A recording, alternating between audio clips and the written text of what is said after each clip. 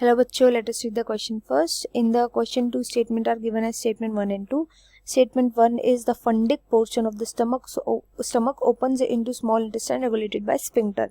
Statement 2 is cecum is the small blind sac which hosts some symbiotic organism. हमें बताना है both statement 1 and 2 are correct. If both statement 1 and 2 are incorrect, if statement 1 is correct and 2 is incorrect, or if statement 1 is incorrect and statement 2 is correct. तो जो यहाँ पे हम की concept use करेंगे, की कंसेप्ट वो हम करेंगे स्मॉल इंटेस्टाइन, स्मॉल नहीं actually intestine and stomach and intestine. सबसे पहले आता है स्टेटमेंट 1. स्टेटमेंट 1 में बोला गया है कि फंडिक पोर्शन जो होता है स्टमक का वो ओपन करता है स्मॉल इंटेस्टाइन में.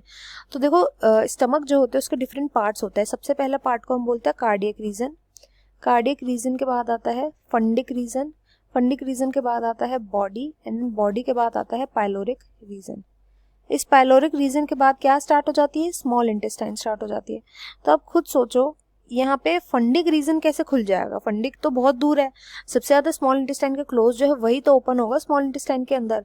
तो ये होता है पाइलोरिक रीजन जो कि ओपन करता है स्मॉल इंटेस्टाइन में with the help of sphincter, जिसको हम पाइलोरिक स्फिंक्टर बोलते हैं. तो स्टेटमेंट 1 जो है ये इनकरेक्ट स्टेटमेंट है.